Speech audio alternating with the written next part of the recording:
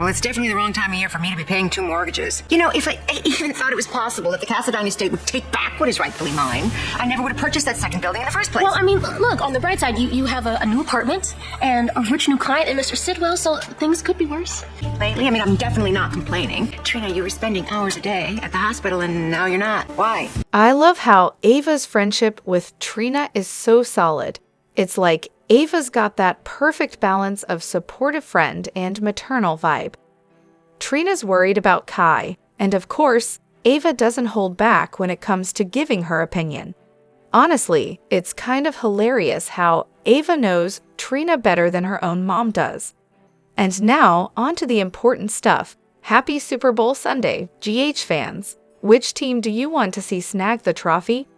Personally, I have zero clue about the game itself, but hey, I'm rooting for the Eagles. Go team! Speaking of things people can't handle, the whole Jack Brennen recast drama is giving me major flashbacks to the Molly Christina Nicholas recasts. Please, for the love of all things GH, let's not turn this into one of those situations. Here's the deal. Jack Brennan's current storyline is too crucial to just kill him off. So when Charles Major decided to bail on GH, the only option left was recasting. Change is rough, I get it, but here's my advice. Treat this like a brand new character, and stop obsessing over how the two actors compare. And 3, just let this guy stand on his own merits, not Charles. By the way, did anyone catch the award on Diane's office bookshelf? I think it was from Thursday's show when Alexis was chatting with Sunny. I'm just curious if that's an Emmy sitting there. As for Charles Major, the OG Jack Brennen, it was his choice to leave. Since Jack's tied up in major storylines right now, writing him off wasn't an option, and a recast was a must. I mean, we can't exactly force the guy to keep working if he doesn't want to. But seriously, why'd they have to mess with Jack Brennen? The original was smokin' hot. This new guy? Not quite the same level of wow. But hey, since Jack's been replaced with a mannequin, I'm all in for some spicy drama between Ava&Ric. Those two definitely have some serious chemistry. Let's see where that goes. Hello everyone, welcome back to my channel, Messy Syrup. It's me, Abby, here. I hope everyone is having a wonderful day.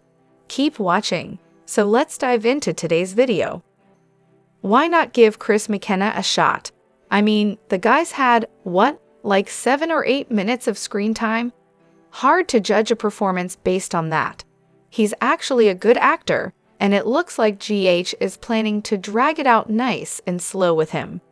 Remember how much everyone hated Charles Major when he first showed up as Jack? Yet, look how that turned out. Oh, and here's an idea my aunt had that I just had to share. Do you think Sidwell could be Natalia's dad? She's also throwing out the theory that Brennen might be her ex-husband, but honestly, I'm not buying that one. But I've had this sneaky suspicion since Jen Sidwell showed up that he could be Natalia's ex. Just a thought. Now, let's talk about Willow. Oh yes, move in with Drew, and then go on about how much you love your kids. And what about their mental health? Hello, you're basically shoving Drew in their faces like some kind of prize. Real smooth Willow. And then, oh, Amelia and Wiley are supposed to just be okay with it. Daddy's in the hospital, but don't worry, Drew's your new daddy now. Sure, no emotional trauma there. Finally, let's dive into the Jack Brennen recast drama. Think about it for a second. Imagine the most iconic couples you can think of, Luke and Laura, for instance. Now, picture this. What if Anthony Geary had been replaced as Luke Wright when he and Laura were hitting their stride? Do you honestly think that couple would have had the same legendary appeal? Of course not. That's the crux of why some of us are so skeptical about this recast. The original Jack and Carly were fire, and trust me, I'm saying that as someone who's usually not a fan of Carly. But seriously, their chemistry was undeniable. It's not about trashing the new guy taking over. Maybe he'll be great. But let's face it, the magic of Brennen and Carly is gone. period. For anyone who tried to argue that Drew left the Q mansion on his own and wasn't thrown out, guess what? He literally said they threw him out. Really, I just have to say, I told you so. Feels good, doesn't it?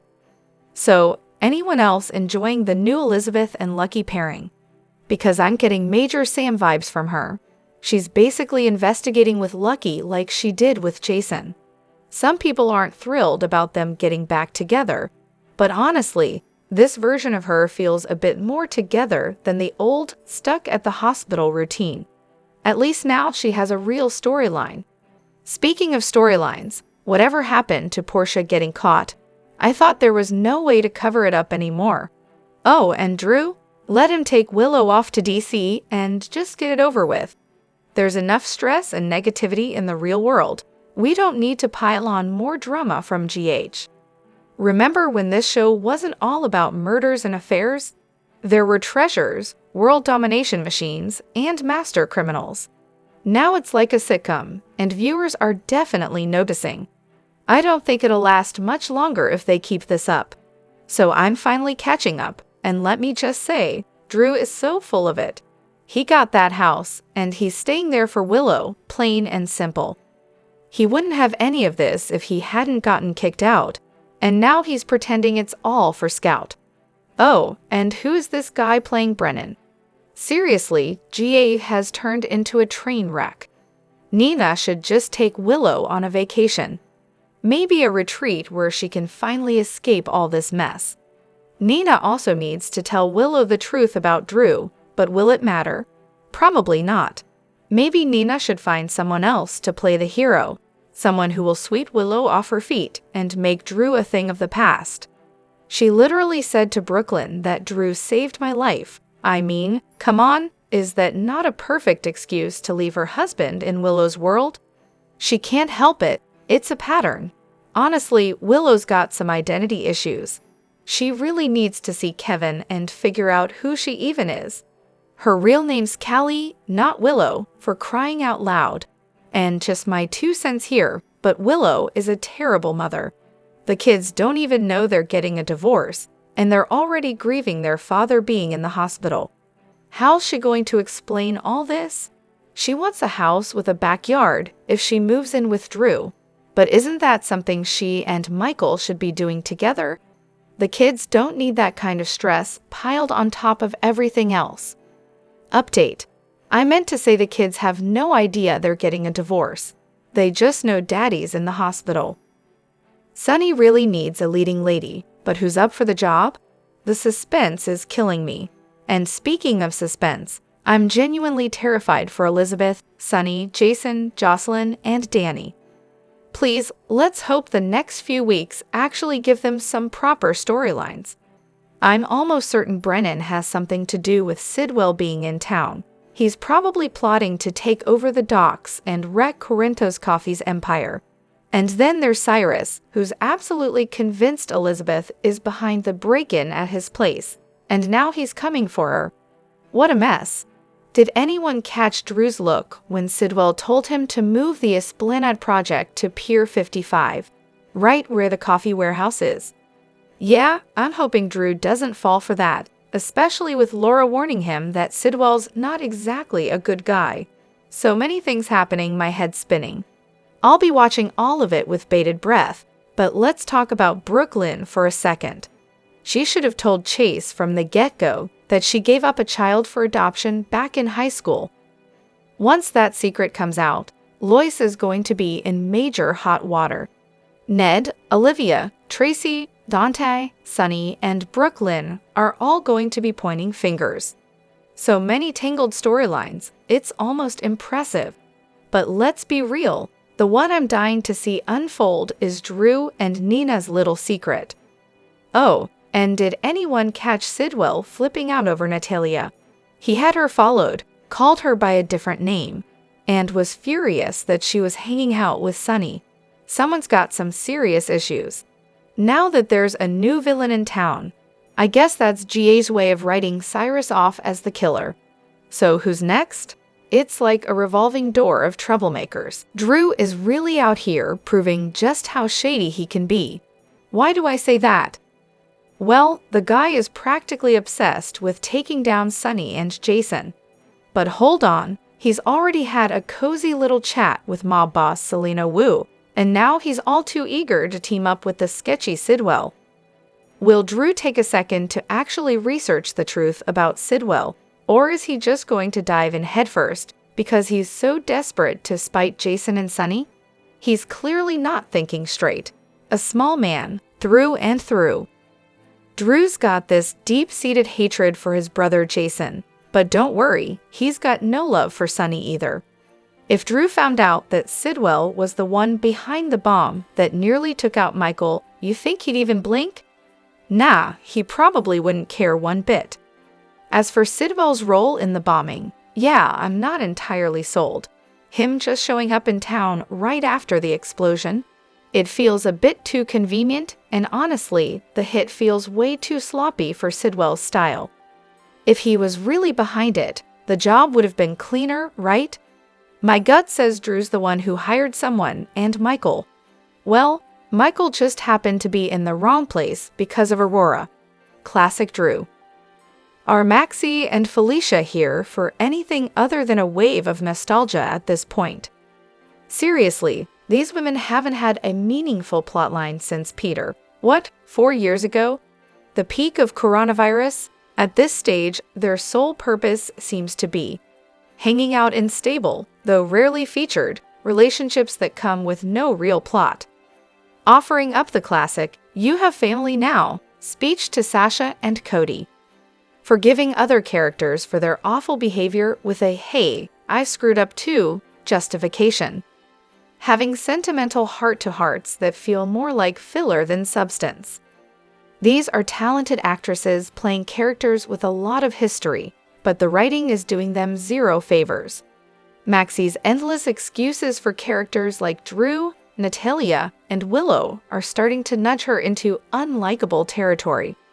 Does Frank seriously think these characters are here for anything beyond playing on our nostalgia and trying to tug at our heartstrings? Honestly, Maxie does serve a purpose. She's the glue that connects a lot of different character groups. She grew up in Port Charles and has deep ties to nearly everyone. She's connected to the Jones and Spencer family through both birth and BJ, is Lucas's cousin, and doesn't back down from Carly. Plus, she's BFS with Lulu. Then there's her bond with Nina and Liesel through Nathan, where she's the girlfriend Nina actually needs instead of the frenemy dynamic with Ava. She's tied to the Scorpio family through Mac, who's always been her father figure, and she shares an easy chemistry with Jason through Spinelli, a connection that's always been effortlessly entertaining.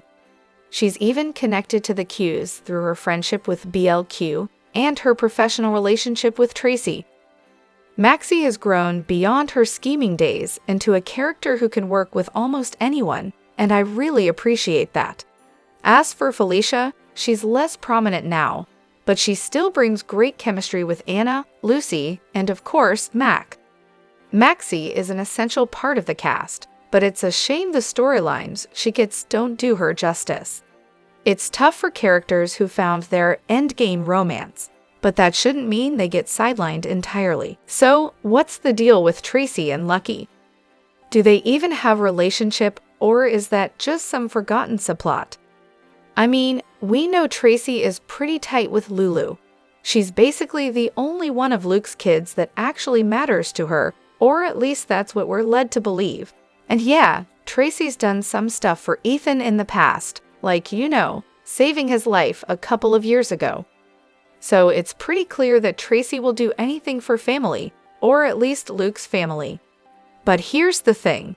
Tracy's supposed to be all about family, right? She'll drop everything if one of them's in trouble. So it's weird that when Lucky's in a bind, not a peep from Tracy. You'd think she'd at least barge in, telling everyone what to do, or, at the very least, ask about him. But nope, not a word. I mean, it's not like I'm expecting her to hop on a plane to Africa, but you'd think she'd show some basic concern. Has she even asked about him, or is he just not worth the trouble?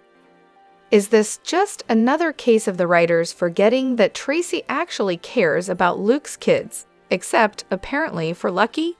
Or is there some deep, dark history between the two of them that makes it make sense that Lucky's the one kid Tracy can't even be bothered to pretend to care about?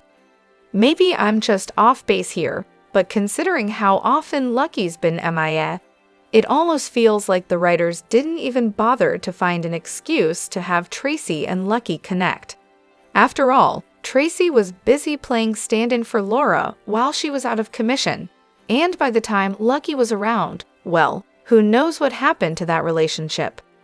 Now that Danny and Rocco both know Cyrus was responsible for Sam's death, there's a possibility one of them could go after him.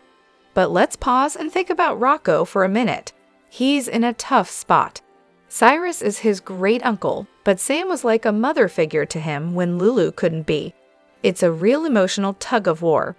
If Rocco did decide to go after Cyrus, it would certainly cause some serious family tension. On the plus side for Rocco, though, he's got some serious backup. He's Sonny Corinthos' grandson, and Sonny's not the kind of guy who lets his family face trouble alone. Plus, Jason is always there to protect him, no matter what. And then there's his grandmother Laura, who just so happens to be the mayor of Port Charles. So if Rocco decided to take matters into his own hands, there's a whole support system behind him. Definitely a lot of protection, to say the least.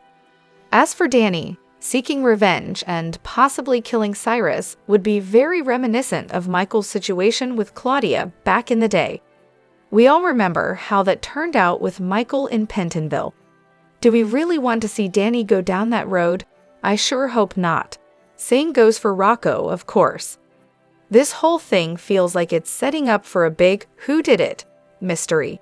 Everyone in town seems to have a reason to dislike Cyrus, so it's not exactly a short list of potential suspects. Hopefully, they take their time and don't rush through this one. It could be something really intriguing if done well. Then there's Cyrus, who seems to be focused on Liz. So I'm guessing someone's going to step in and save her, and in the process, Cyrus might end up out of the picture for good. Now, what if someone else gets blamed for the murder, only to find out it was really Danny or Rocco? Or what if everyone assumes it was one of them, but the truth is something entirely different? That could add an interesting twist. The reason Michael ended up in prison was mostly because the judge had it out for Port Charles' key players. If Michael had just confessed to killing Claudia, he wouldn't have faced any prison time. But given all that happened with Michael, I'm sure Jason would do whatever it takes to keep Danny and Rocco from making the same mistake. He wouldn't want them to end up in the same situation. If Cyrus does end up gone, though I hope it's a complete surprise, the last thing anyone expects, with no clues pointing to it. That would be a perfect end for him. Anna, I'm sorry, Lulu. Lulu, a lot of people are going to be sorry when I get my daughter back. Okay, so who exactly is she talking about here? Is she just throwing out vague threats for dramatic effect? Or is this another case of Spencer's imagining enemies lurking behind every corner because that's apparently how they stay motivated?